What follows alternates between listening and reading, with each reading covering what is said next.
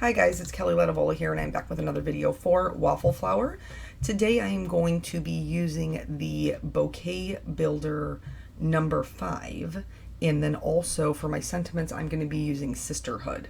And I should mention that the Bouquet Builder number 5 is actually the bundle set because I will also be using the die.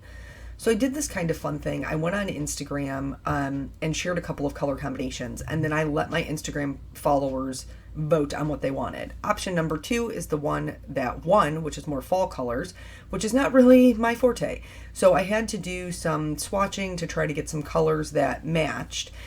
And I wanted to do something since most people picked it. They picked it because they were like, it's the least, the one you're least likely to use. It's like the most outside of your comfort zone.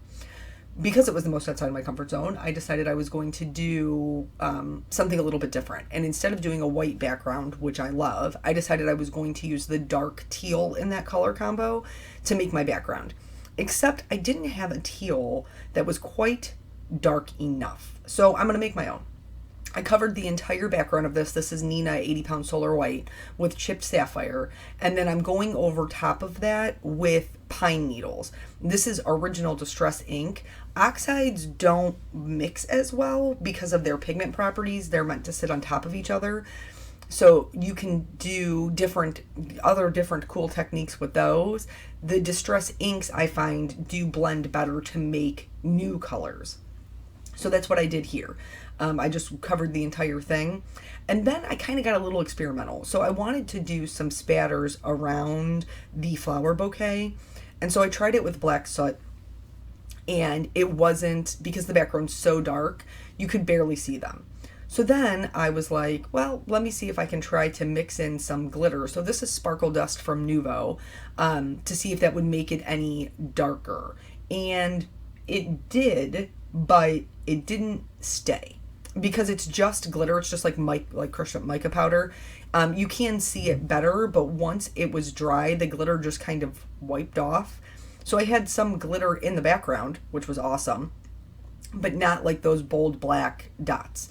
And I wanted something to break up that background. So I've decided to set that aside to dry because I don't know yet that it won't work, that it's not going to work. And then I moved on to my stamping. So I knew that I didn't want the entire Bouquet Builder stamp set to be on my card. I really just wanted it to be in the top right hand corner. So that's how I positioned my stamp in my MISTI. I'm stamping with Copic Safe ink because I am going to be doing some Copic coloring.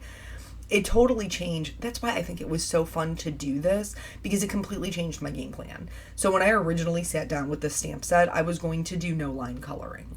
And then I was like, well, I'll do no line watercoloring because I haven't done that in a really long time. So that was originally my game plan. And then once I put the color combination out there, and I ended up with the color combo that I wouldn't necessarily have picked for myself, it totally changed my approach to the card, which is really kind of awesome because I've been struggling a little bit with like my creative mojo. So doing things like this, where you let other people have a say in your color scheme or your layout or whatever, can really kind of like push you outside of your normal boundaries, and that can kind of kickstart your creativity, which is pretty much what happened to me here. So I picked some reds that are more like a tomato red because the color scheme had more like a burnt orange. So here for adding the shading, this is one of those stamp sets that makes it super easy to add your shading because your artist has pretty much already done that for you. So you can see here where the shading lines are on the flower. And I like to start with my lightest color because I'm very heavy-handed with my dark color. And then also if I make a mistake, it's super easy to cover up because it's the lightest color. So here I'm just going through and adding that shading to the areas where the artist has already put it in. And then I'm just going to move out, so from my lightest out to my midtones to my darkest. I thought I was only going to do a 3-color blend, which is atypical for me. I usually like 4 colors, but I thought that it would be okay. I thought that I would be okay with the dimension. Turns out I wasn't. Turns out I needed the 4th color. I guess you just, you find something that you like and you stick with it. As far as color blending goes, you're going to notice that my two darkest colors are actually in the E family. So I used an E07 and then an E09. They are considered browns or earth tones, but because they have so much red in them, they work really well to be a shadow color for the burnt orange kind of look that I'm going for here. And sometimes I think the camera is a little bit deceiving, because when it's all said and done, I felt like on camera it looked like the colors weren't as blended as well as they were in real life.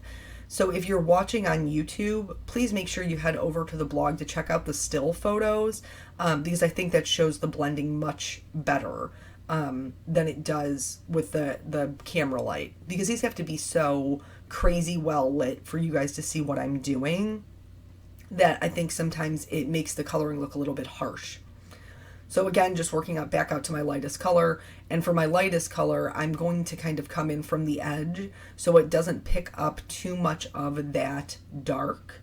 And here we haven't, I don't believe we brought in I don't know if we did. I'm going to go back in with the E09 and just really hit the parts that I want to make sure are the darkest.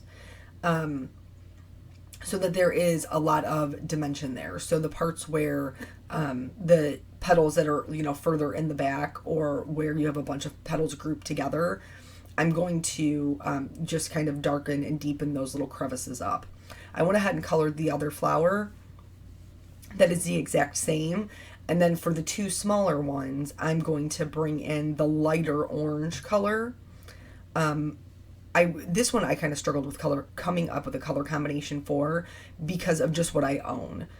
So the one color I own that would have been perfect was a YR21, but it's kind of on its last leg and I don't have a refill. So good to know that I need to order one, because I didn't realize that I did.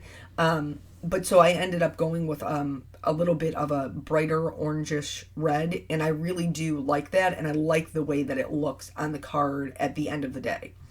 So for the shadows for this one, I'm using my lighter colors from the other flower, the R05 and the R08.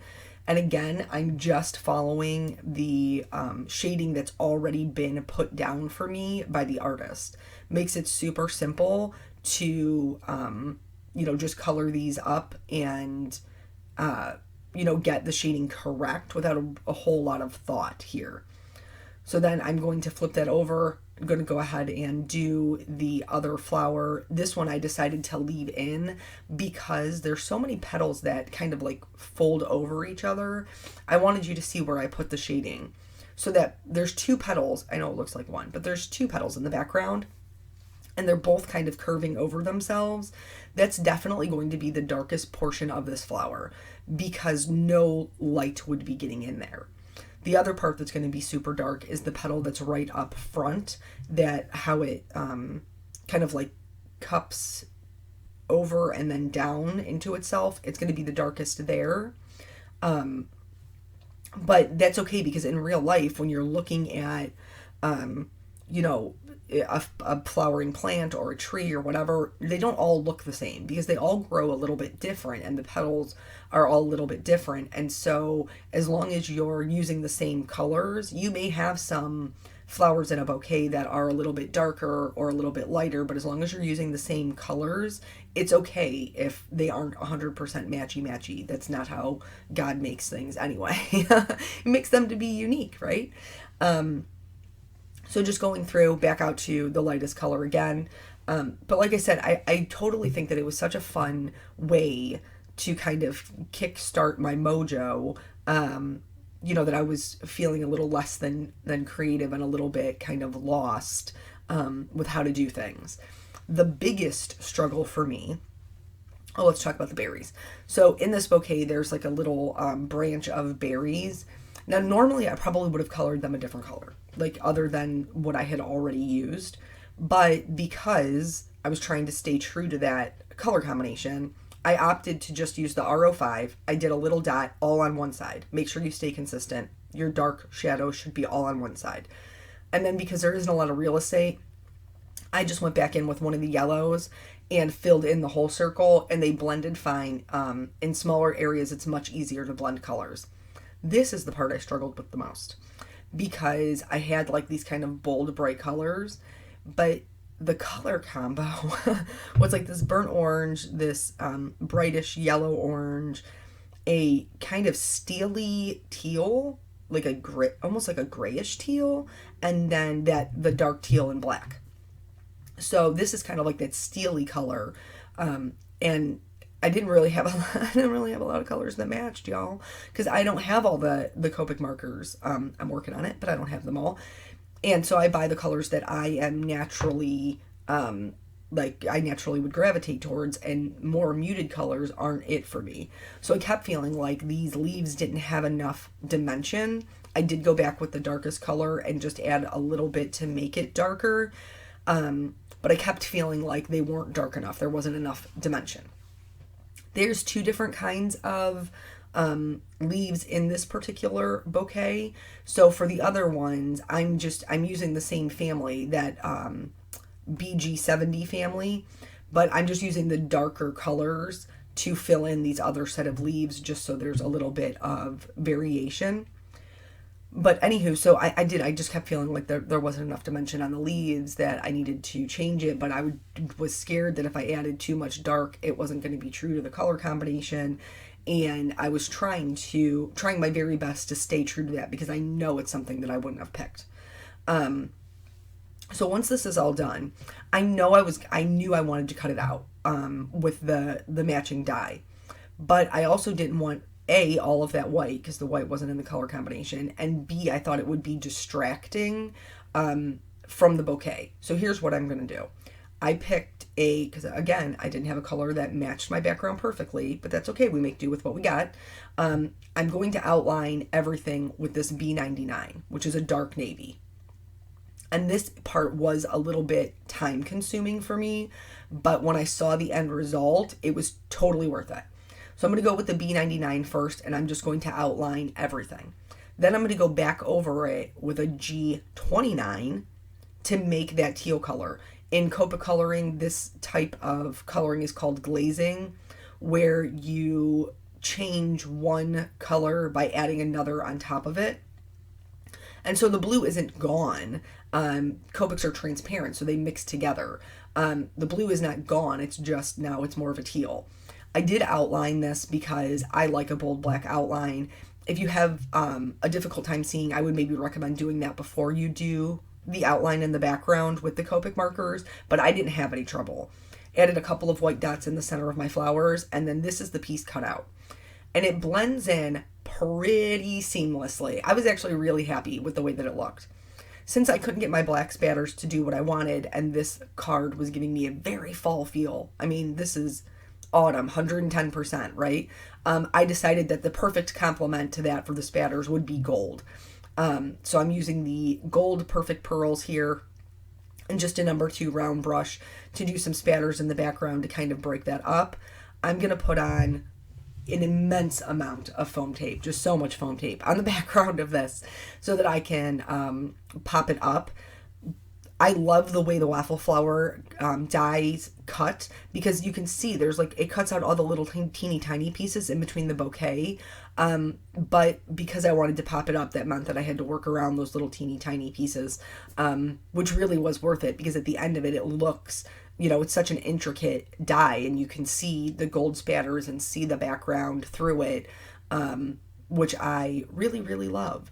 So I just got this lined up with the top and then the right edge there so that everything was popped up but still blends in. Like, there's no colors that are distracting away from this bouquet, which now is super bright and pops off the page. Same thing with those leaves I was so concerned about. And then for the sentiment, I have this Altenew. This is I think it's called Enchanted Gold. It's the more yellow gold one, and I'm stamping it on black cardstock. And I thought that would be sufficient enough, because it really is, because it's a pigment ink. It's really is a very good gold ink, but it just wasn't bright enough for me. So I'm going to heat emboss it with gold. Thankfully, because it's a pigment ink, the stuff stays wet for days, and that's a drastic exaggeration, not days, but a long time. Longer than I like, because I have no patience. So here, I'm going to just use the Ranger Gold and then heat that up until it's nice and smooth. I didn't have to do anything special to it because, like I said, the ink that I stamped in was already pigment ink, which is great for embossing. So this gives it a little bit more shine. And then I'm going to, once this is all done, I'm going to trim it down into a label. It partially overlapped my flower bouquet, so I have foam tape on one side, and then I'm using Tombow Mono glue. Tombow Mono multi-glue. Why can't I speak? Why are words hard? On the other side. So then I just went ahead and popped that up, and then that's it. That's the whole thing. So thank you guys so much for joining me. I hope you found something to inspire you here to maybe give, push yourself outside of your boundaries. Thanks for joining me, and I will catch you in the next video. Bye.